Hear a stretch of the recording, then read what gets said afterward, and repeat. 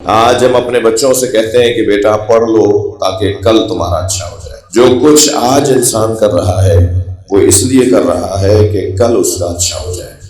یہ کل دیکھا نہیں ہے، مگر اس پر جتنا یقین بڑھتا ہے اتنی زندگی حسین ہو جاتی ہے۔ کل ہم میں سے کسی نے دیکھا نہیں ہے، مگر جتنا کل پر یقین بڑھتا ہے اتنا ہی زندگی حسین ہو جاتی ہے۔ مجھے کوئی ایک انسان بتائیے، مسئلہ سنی شیعہ کا بھی نہیں، مسئلہ حتیٰ مسلم غیر مسلم کا بھی نہیں، یہ جو کل کی امید پر آج اچھا گزر رہا ہے، صلوات پڑھیں ذرا محمد وعلیہ۔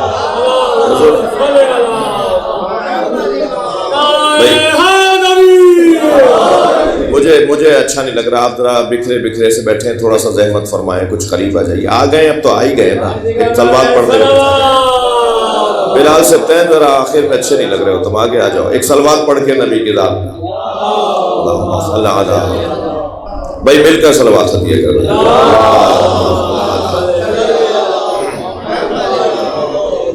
توجہ چاہوں گا، ہر شخص مولانا جناب فیروز الدین رحمانی صاحب اہل سنت، ایک بڑا پرانا نام، کراچی کا ایک بڑا پرانا نام، ہمارے یہاں ان کا جو ایک مقام ہے وہ اہل علم جانتے ہیں، اور ان کی جو کوششیں ہیں وہ قابل قدر ہیں۔ ان کے فرزند شاہ حسین رحمانی بہت اچھا گلا رکھتے ہیں، میں کچھ تاخیر سے پہنچا، ورنہ ہو سکتا ہے ان سے استفادہ ہوا ہو، ورنہ ہونا چاہیے تھا، تو آئندہ خیال رکھیے، بہت اچھا پڑھنے والے ہیں، مگر سہیل شاہ کے بیٹھنے کے بعد انہیں پڑھوانا یہ آداب کے خلاف ہوتا ہے، تو جہاں مجھے ان کا ادب کرنا ہے وہاں مجھے ان کا بھی ادب کرنا ہے، اور یہ مجلس ادب سکھانے کی جائے۔ صلوات پڑھیں ذرا محمد۔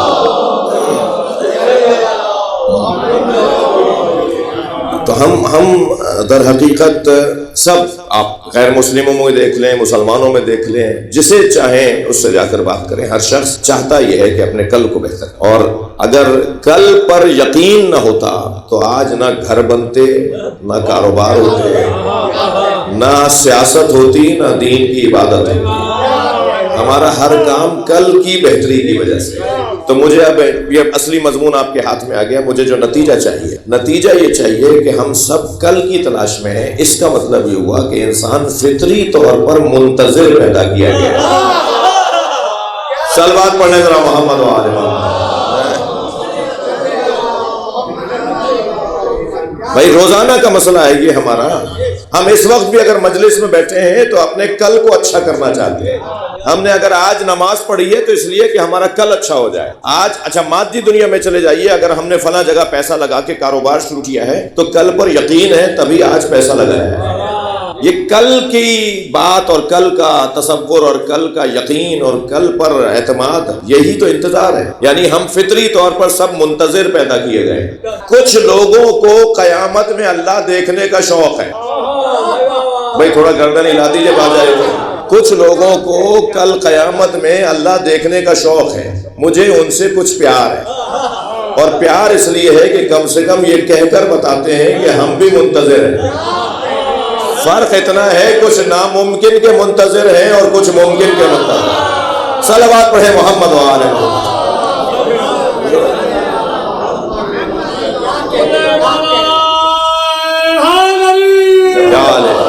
ہر شخص چاہتا ہے کہ اس کا کل بہتر ہو جائے، اور یہ کل کی بہتری اور آئندہ کی بہتری یہ انسان ہر شخص کے ساتھ علیحدہ علیحدہ جڑا ہوا۔ آپ دیکھیے گھمسان کی جنگیں، خون چکا جنگیں میرے مولا علی نے لڑی اور جیتی۔ صحیح چل رہا ہے ویسے، صلوات اور پڑھ لیں۔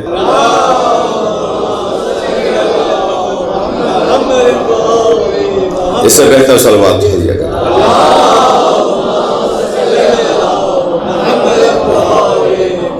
ایسی جنگیں میرے مولا علی نے ان کا سامنا کیا، جنگ بدر سے لے کر جنگ نہروان تک۔ سارے مسلمانوں نے 80 جنگیں لڑی نبی کے ساتھ، میرے مولا نے 83 جنگیں لڑی جی، اور ہر جنگ کا رخ اور انداز اور چہرہ اور اس کا اختتام مختلف جی۔ جنگ بدر کو آپ دیکھیں تو جنگ بدر میں لڑنے والوں کا مقام اتنا بلند ہے کہ اللہ نے بدریوں کو جو فضیلت عطا کی ہے وہ مسلمانوں میں کسی مجاہد کو نہیں دی۔ لہٰذا بدریوں کی عظمت ہے کہ جو 313 تھے، اب آخری بدری جو آئیں گے وہ بھی 313 ہوں گے۔ ان 313 کا اتنا مقام ہے بدر والوں کا کہ جب اب اس کائنات پہ عدل و انصاف نافذ ہوگا، اس کائنات پہ جو عدل نافذ کرنے ذات آئے گی، اس کے اصحاب بھی وہی تعداد میں رکھے گئے ہیں جو بدریوں کی تعداد کی۔ اصحاب بدر اور اصحاب امام زمانہ، صلوات پڑھ لیں محمد والے۔ ایسی جنگ بدر ہو رہی ہے، اور پھر جنگ بدر کے میں کچھ کرائے کے قاتل بھی لائے تھے مشرک۔ اچھا، میں 1400 سال پرانی جنگ پڑھ رہا ہوں، مگر میں ہوں 1400 سال بعد کا، تو یہ اصطلاح جدید ضرور ہے مگر مزاج پرانا ہے۔ یہ کرائے کے قاتل لانے والا مزاج، یہ آج کی اصطلاح ضرور ہے کہ صاحب کرائے کے قاتل، یہ پہلے تو یہ اصطلاح ہی نہیں تھی، یہ تصور ہی نہیں تھا، تو یہ کیسے میں نے کہہ دیا؟ ہاں، مزاج تو پرانا ہے نا۔ ابن نوفل نامی ایک بہت بڑا جنگجو جو ایک بار میں گھوڑے کے چاروں پیر کاٹ دیتا تھا، ایک بار میں ایک اتنی طاقت سے ہاتھ چلاتا تھا کہ چاروں پیر گھوڑے کے کٹ جائیں، اس کیفیت کا جنگجو، ایک سپاہی اور استاد، لڑنے والوں اور جنگ سکھانے والوں کا استاد، آداب حرب اور جنگی اصولوں سے آشنا، ایسا ایک پہلوان، ایک ایسا جنگجو اصحاب بدر کے اندر مشرکین نے مکہ لے کر آئے۔ جب سرکار کو معلوم ہوا جنگ جم گئی اور میدان سج گیا، تو سرکار کو معلوم ہوا کہ یہ ابن نوفل کو بھی لے کر آئے، تو حضرت نے اس کا جو کیفیت تھی، میں ممبر سے اس کے فرائض نہیں پڑھ سکتا، یعنی اس کی کیفیات نہیں پڑھ سکتا، یعنی جو اس کے لیے لکھا ہے تاریخ میں کہ جو اس کا روب تھا، جلال تھا، اس کے پیش نظر سرکار نے دونوں ہاتھوں کو اٹھا کر دعا کی، یا اللہ میرے چاہنے والوں کو، مسلمانوں کو، ان امتیوں کو نوفل سے محفوظ رکھ۔ اس کا مطلب ہے کہ کچھ تھا۔ سرکار نے فرمایا اللہم اکفنی نوفل، یا اللہ، سرکار کا فرمان، سرکار کی دعا بدر کے اندر، یا اللہ ہمیں نوفل سے بچا۔ اب یہ اپنی امتیوں کے لیے فرما رہے ہیں، اپنے سپاہیوں کے لیے۔ یہ کہہ کر حضرت نے دعا کی اور جنگ کا نقارہ بجا اور جنگ شروع ہو گئی۔ کچھ دیر کے بعد جب گھمسان کی جنگ اور ایک میدان گرم اور کیفیت جنگ کی کمال پر، تو سرکار ایک ٹیلے پر تشریف لے گئے، آپ کے ساتھ آپ کے محافظین تھے، آپ اصحاب تھے، جو طے تھا کہ کون کہاں کیا رہے گا کس مرحلے پر۔ حضرت ایک ٹیلے پہ کھڑے ہو کے میدان میں کسی کو دیکھ رہے تھے، دور سے مولا علی نے آواز دے کر کہا یا رسول اللہ، آپ کسی کو تلاش کر رہے ہیں؟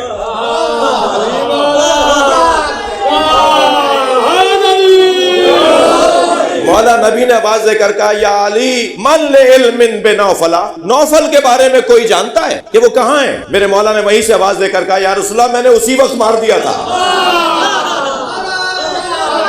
صلوات پڑھے محمد وآل محمد۔ یا رسول اللہ،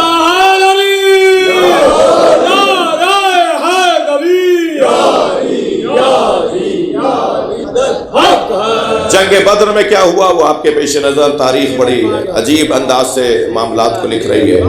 پھر یہ جنگیں آگے بڑھتی رہیں، اور ہر جنگ میں سوائے جنگ تبوک کے، اور اس میں بھی مولا علی نہیں گئے، تو ایک فضیلت اس کے بدلے میں اللہ نے دے دی، اور ہر جنگ میں علی تھی، کہ یہاں تک کہ مسلمانوں کا عقیدہ یہ ہے، اہل اسلام کا عقیدہ یہ ہے کہ استوى الاسلام بسیف علی، ذوالفقار علی نے اسلام کو مضبوط کیا۔ یہ ایک نظریہ، اور ایک اس سے ہٹ کر جو باتیں ہیں وہ کبھی اور، یعنی پھر اس کے بعد آ جائیے آپ جنگ صفین، اس سے پہلے جنگ جمل، پھر جنگ صفین، پھر جنگ نہروان۔ یہ کوئی آسان جنگیں تھی؟ آج ہم ان جنگوں کے بارے میں سوچتے ہیں تو ایک خاص مشکل کا سامنا ہمیں کرنا پڑتا ہے۔ اس وقت میں کیا ہوا ہوگا؟ متوجہ ہے کیا کہہ رہا ہوں؟ یعنی آج مولا علی نے جنگ جمل یہ پہلی جنگ ہے جو نبی کی رحلت کے بعد مولا کائنات نے لڑی ہے، اور وہ مسلمانوں سے جنگ ہے جی، یعنی جس انداز سے جو ظاہری ماحول ہے اس کے بارے میں بات کر رہا ہوں۔ فرمایا سرکار نے، میرے مولا علی نے فرمایا کہ اس جنگ کے اختتام پر، جب جنگ جیتنے کے مرحلے پر آ گئی نا، جنگ تقریباً یہ سمجھے نظر آ رہا تھا کہ مولا کا لشکر جنگ جیت رہا ہے، تو آپ نے اعلان فرمایا کہ کوئی مال غنیمت کو ہاتھ نہیں لگائے گا۔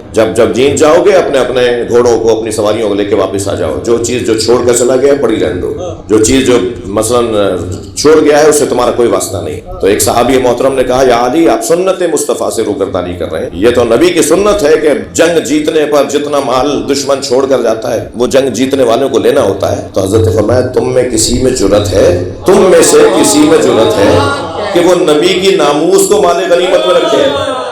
کیا علی علی، بہت مشکل جنگ، بیٹا جاؤ اس اونٹنی کے گھٹنے کاٹ کر آ جاؤ تاکہ جنگ ٹھنڈی پڑے، ہودج گرے اور جنگ ٹھنڈی پڑے۔ ادھر حضرت محمد ابن ابی بکر سے کہا جاؤ اپنی باجی کو جا کر اپنی بہن کو جا کے بتاؤ کہ وہ میرے مقابلے میں جو آئی ہیں تو ان کے لیے کیا حکم ہے اللہ اور اللہ کے رسول۔ تو حضرت محمد ابن بکر سگے بھائی ہیں، حضرت محمد ابن ابی بکر حضرت ابو بکر کے بیٹے مولا علی کے سپہ سالار ہیں، ادھر بہن کا مقابلہ ہے بھائی کے ساتھ، کتنی مشکل جنگ ہوگی۔ میں جو اصلی بات سمجھانا چاہ رہا ہوں، منتقل کرنا چاہ رہا ہوں، وہ روشن ہے۔ مشکل ترین جنگیں، یعنی یہ والی جو 3 جنگیں ہیں نا، یہ زور بازو پہ لڑی جانے والی جنگیں نہیں تھی، یہ زور اعصاب پر لڑی جانے والی، اعصاب کی مضبوطی، نظریے کے مطابق اور مضبوطی کے ساتھ آگے بڑھنا۔ حضرت محمد ابن ابی بکر گئے اور جا کے کہا کہ مجھے اتنا بتائیے، بہن سے کہا، بڑی بہن ہے، مجھے اتنا بتائیے کہ کیا یہ حدیث آپ نے سرکار سے سنی یا نہیں؟ تھک تو نہیں رہے آپ مجھے اتنا بتائیے کہ کیا آپ نے یہ حدیث نبی سے سنی یا نہیں؟ علی مع الحق والحق مع علی، اللہم ادر الحق ہے سما دار علی۔ آپ نے کیا یہ حدیث سرکار سے سنی یا نہیں کہ نبی نے فرمایا علی حق کے ساتھ ہے اور حق علی کے ساتھ ہے، اور یا اللہ حق کو وہاں موڑ جہاں علی جا رہا ہو۔ تھوڑی دیر خاموش رہی بی بی اور پھر فرمایا ہاں یہ میں نے نبی سے حدیث سنی ہے۔ جب ان سے اقرار لے لیا نا تو فرمایا میں پھر علی کے پیچھے جا رہا ہوں، حق وہیں جاتا ہے۔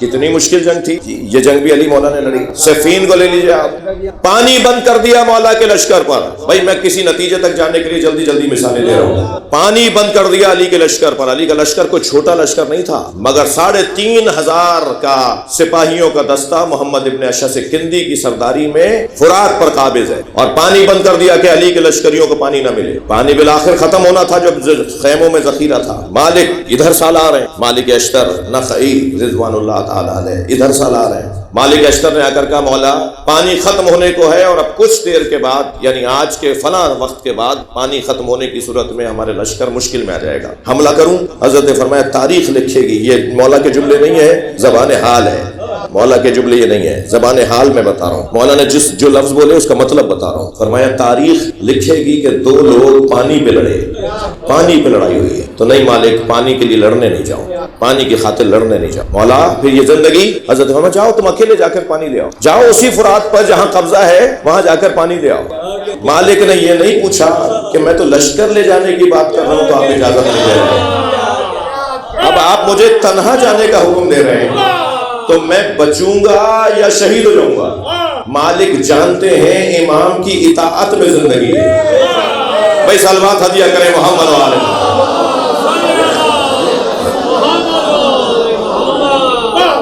مالک نے یہ نہیں پوچھا کہ میں اکیلا جاؤں گا تو کیا بنے گا، مالک کو مولا کہہ رہے ہیں جاؤ اکیلے جا کے پانی لے کر آؤ، اور مالک نے سواریوں پر مشکیزیں لادھے اور فرات کی طرف چلے گئے، اور ساری سواریاں پانی سے بھر کر فرات سے پانی مشکیں بھر کے واپس آ گئے۔ ادھر جو صاحب کھڑے میں 3,500 کا لشکر لیے ہوئے، انہیں بلا لیا خیمے میں، مرکزی خیمے میں، کہ تم اتنی بڑی تعداد میں کھڑے ہو اور علی کا سپہ سالار اکیلا پانی لے گیا؟ کہنے جی ہماری مجال یہ ہم نہ دیتے، آپ کے مشیر خاص آپ کے وزیر اعظم حضرت عمرو عاص آئے تھے ان کے ساتھ، انہوں نے کہا تھا کہ پانی دے دو، بلا لیا، برابر کا لئی خیمہ تھا، بلا لیا کہ عمرو عاص تم گئے تھے؟ کہنے جھوٹ بول رہا ہے، میں کیوں جاؤں گا؟ یہ زیادہ دن بات چلی نہیں، دوسرے یا چوتھے دن مالک اشتر نے پھر آ کر کہا مولا پانی۔ حضرت فرمایا جیسے پہلے لائے تھے ایسے لے آؤ۔ بھائی کتاب میں یہ مولا علی کے معجزوں میں ایک معجزہ ہے، جو ابھی میں مکمل کروں گا تو آپ کو لطف آئے گا۔ صلوات پڑھیں ذرا محمد وعلى محمد۔ بھائی مالک دوسری مرتبہ گئے اور پانی لے کر آئے، اور ایسے ہی جیسے پہلے گئے تھے پھر بلا لیا برغزی خیمے میں کہ بھائی یہ کیا ہوا؟ کہا حضور میری مجال آپ کے بیٹے یزید آئے تھے، انہوں نے کہا تھا دے دو انہیں بلا لیا، کہا جی میں تو باہر ہی نہیں نکلا خیمے سے۔ تیسری مرتبہ پھر مالک نے آ کے کہا مولا پانی۔ حضرت فرمایا جیسے پہلے لائے تھے پھر لے آؤ، اور مالک لے کر آ گئے۔ پھر بلا لیا بھائی اب کون آیا تھا؟ حضور آپ خود آئے تھے۔ وہ کہنے لگے آپ خود آئے تھے مالک کے ساتھ؟ کہا میں آیا تھا۔ تعجب یہ ہوا کہ یہ میرے منہ پہ مجھے کہہ رہا ہے کہ میں آیا تھا جبکہ میں نہیں گیا۔ کہا آئندہ اگر ایسا ہو تو دلیل سے بات کرو، تمہاری ساری باتوں کو جھٹلایا جا رہا ہے۔ چوتھی مرتبہ مالک پانی لے کر آئے، پانچویں مرتبہ کی تو ضرورت ہی نہیں پڑی۔ جی چوتھی مرتبہ مالک پانی لے کر آئے تو پھر بلا لیا کہ اب کون آیا تھا؟ کہا حضور آپ آئے تھے۔ کہا دلیل کیا ہے؟ کہا میں نے آپ کو یقین دلانے کے لیے آپ کے ہاتھ کی انگوٹھی اتروا لی۔ جیسے ہی اس نے یہ کہا، انہوں نے اپنے خالی ہاتھ کو دیکھا اور بے ساختہ کہا ھذا من عجائب علی بن ابی طالب۔ صلوات پڑھے محمد و آل محمد۔